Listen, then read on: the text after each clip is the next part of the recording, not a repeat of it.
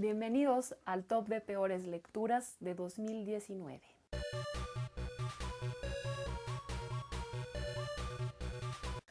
Bienvenidos una vez más al canal, esto es de PoemTube. Yo soy Jimena por si todavía no me conocen y si no me conocen es porque no están suscritos. Así que los invito a que se suscriban al canal y a que indaguen por todo el contenido que se ha subido. En el video anterior de mejores lecturas les prometí que estaría este top. Y antes de comenzar con este, que es un top 3, les voy a contar un poco cuáles fueron los criterios para seleccionar estos libros. Y es que fueron diferentes a los de los años anteriores.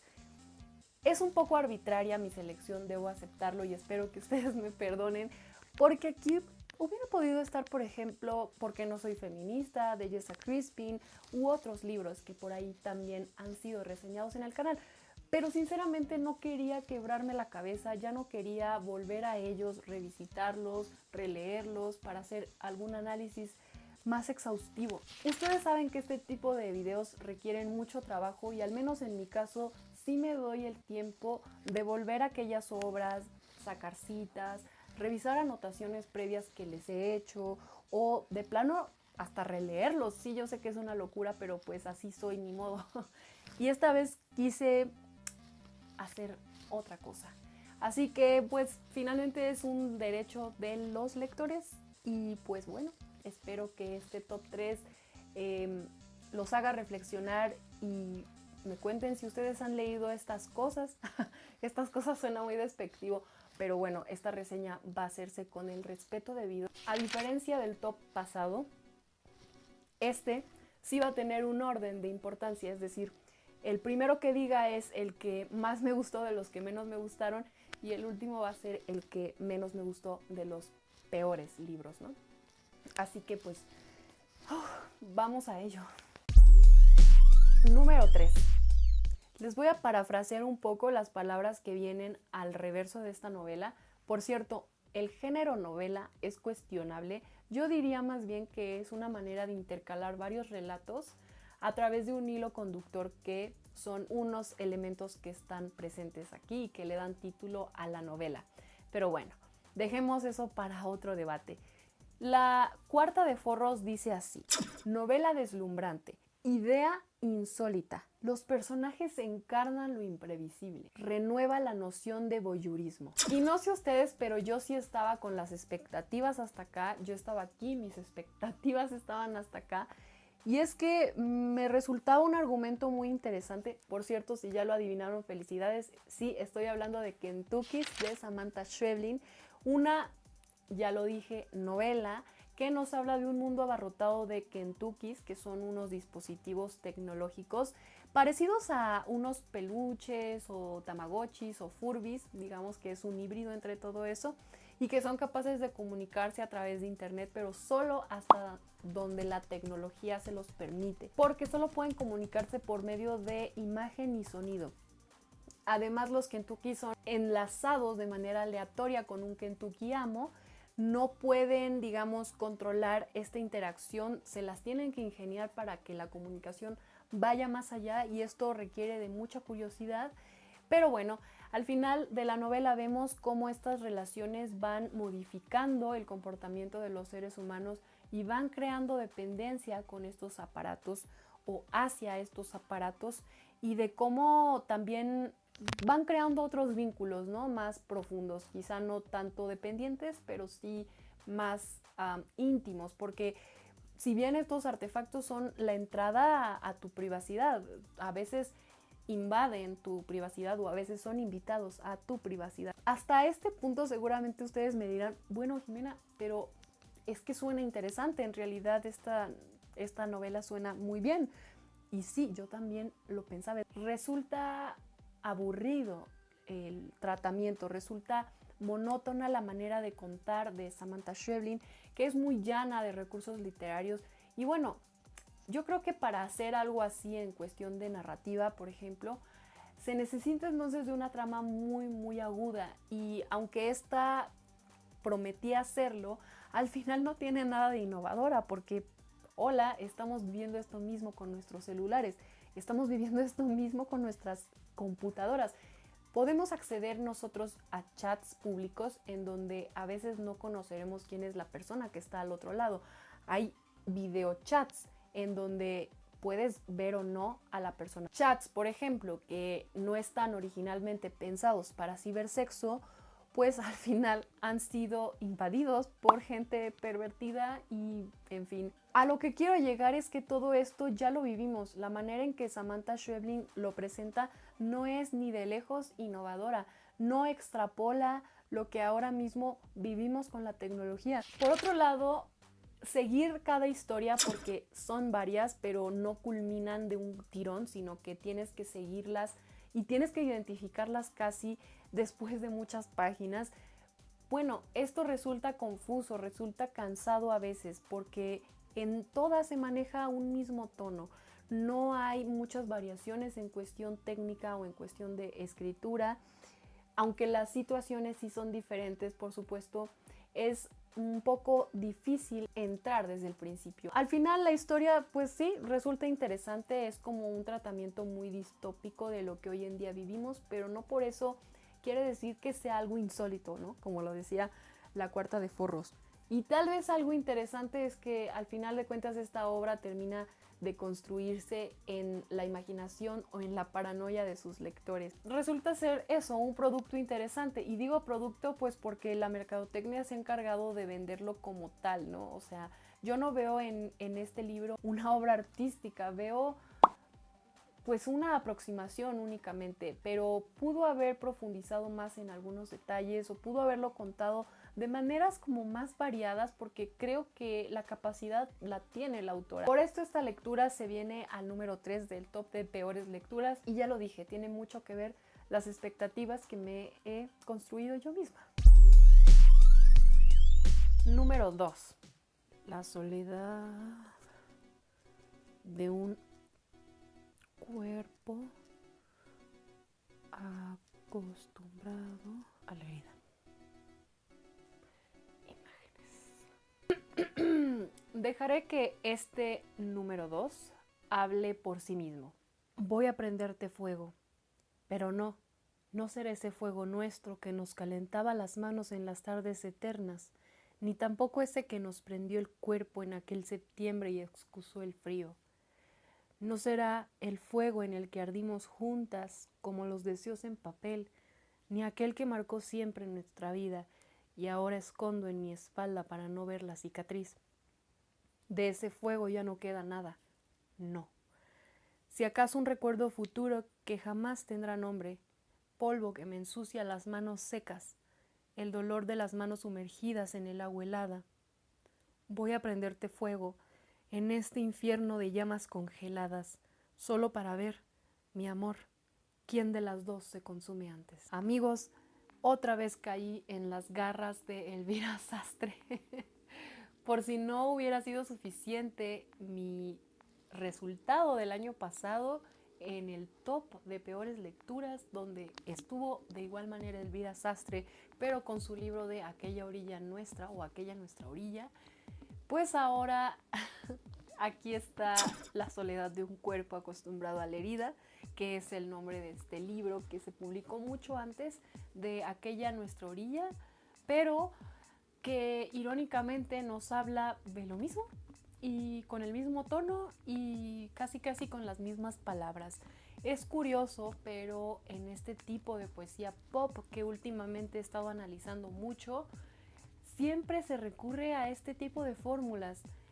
En primer lugar, encontrarás un tema muy parecido siempre, que rondará ya sea en el desamor, en el amor o en el sexo. Luego, el tratamiento será casi una receta, es decir, siempre va a haber contraposiciones o todavía tengo conflicto de cómo llamarle este tipo de recursos, se me olvida mucho, pero justo esta última estrofa que dice: voy a prenderte fuego en este infierno de llamas congeladas, solo para ver, mi amor, quién de las dos se consume antes. A esto me refiero cuando digo contraponer.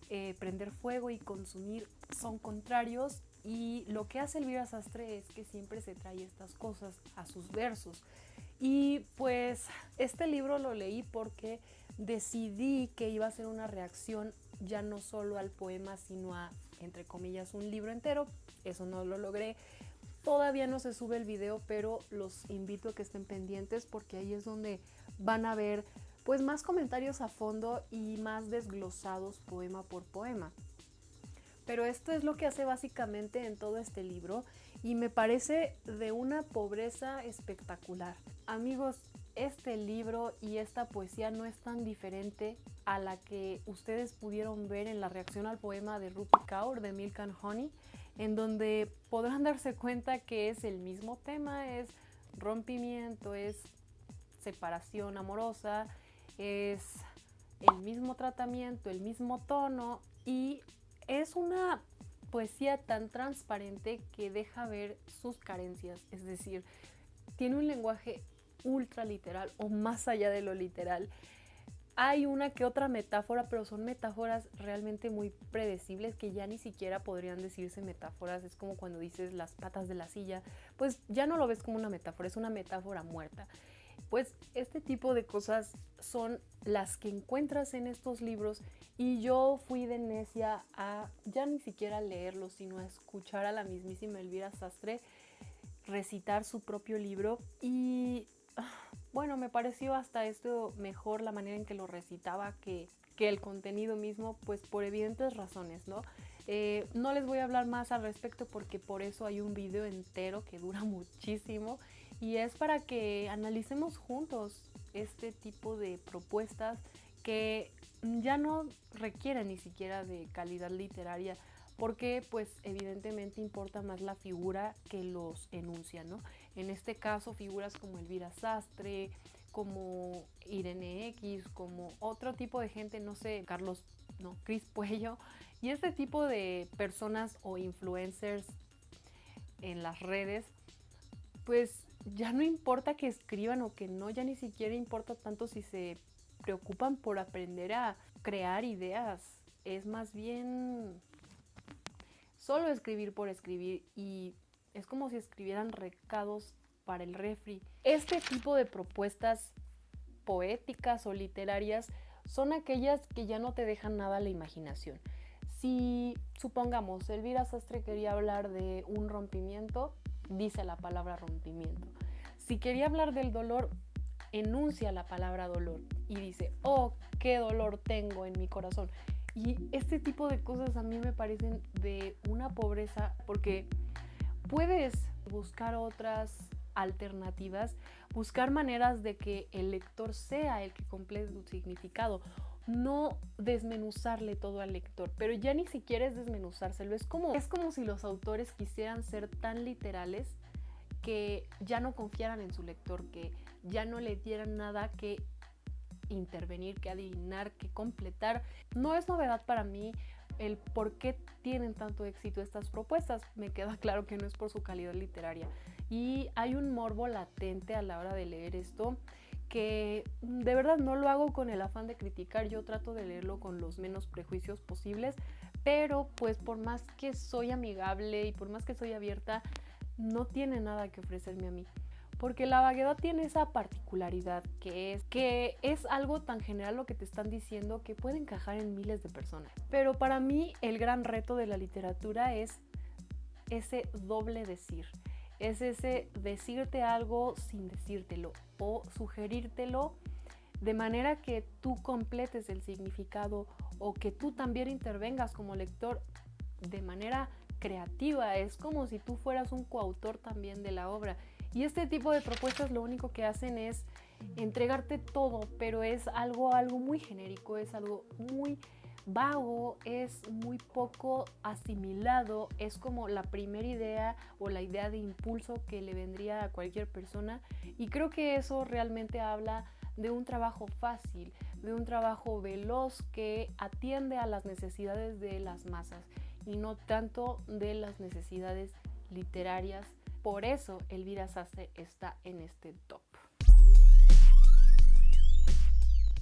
Y el primerísimo lugar de este top de peores lecturas es lamentablemente un libro que también fue una colaboración editorial, pero del cual yo me considero totalmente responsable porque yo fui la que lo buscó, yo fui la que lo pedí, yo fui la que se engañó a sí misma o la que fue engañada por también, una vez más, la sinopsis que viene atrás en la cuarta de forros. Y bueno, pues me debatí un poco en si ponerlo o no aquí, por lo mismo, ya saben, lo que muchos llaman ética laboral. Pero vamos, siendo realistas, una editorial no está comprando tu opinión. En el caso de los booktubers, lo que hace una editorial es enviarte un libro para que lo reseñes y le des voz y le des difusión y que aparezca, ¿no?, la impresión en tu video. Sin embargo, no hay un factor que aclare que las reseñas tengan que ser positivas. En realidad, si así fuera, yo no me comprometería en lo absoluto porque yo no puedo engañarme a mí misma y no lo considero ético. Eso sí, para que vean, no lo considero ético. Entonces, bueno, hay todo un tema en torno a si los booktubers nos atrevemos a hacer reseñas negativas de los libros con los que colaboramos, etcétera, etcétera, etcétera. Pues verán, aquí en este canal las cosas no funcionan de esa manera, entonces, pues sin ánimo de exhibir o sin ánimo de ofender, aquí está este libro y lo siento mucho, porque yo también quería que fuera un libro diferente al que fue. Yo también quería que fuera una lectura de verdad que me envolviera y que me diera aquello que me prometía, pero no fue así, amigos, no fue así. Y estoy hablando de Cuentos comunicantes de Aquiles Negrete Yankelevich, que es un libro que justo reseñé o le hice un blog de lectura a este y a otros en enero, si no me equivoco. Entonces fue de los... no sé si en enero. Bueno, no me hagan caso, pero fue casi a principios de año. Este libro está publicado por la UNAM y está publicado por el Centro de Investigaciones Interdisciplinarias en Ciencias y Humanidades. Y si ustedes se fijan aquí, estos elementos que nos aparecen ya en la portada son una pista de lo que nos vamos a encontrar en las páginas. Y es que Aquiles Negrete, por lo visto, tiene una agudeza científica, tiene un conocimiento bastante agudo como divulgador científico, tiene un papel muy importante, por lo que puedo alcanzar a ver. Sin embargo, como narrador o como literato, me queda debiendo mucho, y es que los cuentos comunicantes, diría que, ok, son comunicantes, pero no son cuentos. Son 8 cuentos los que se incluyen en este libro, y si ustedes pueden observar, es casi un libro de texto, es lo que nos encontraríamos en nuestra aula, es quizá lo que nos darían a leer como programa de cursos. Y es que la intención principal de este libro es que sea que a través de la literatura podamos entender un poco más sobre ciencia.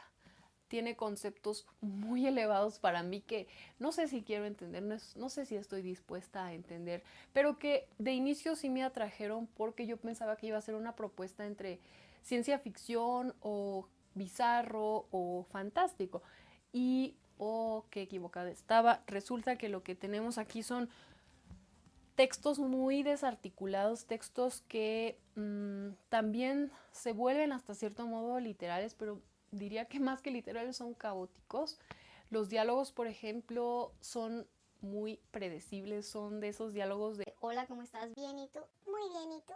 Ay, también bien, ay, qué bueno encontrarte. Ay, fíjate que sí. Oye, ¿cómo está el clima? No, pues muy caluroso.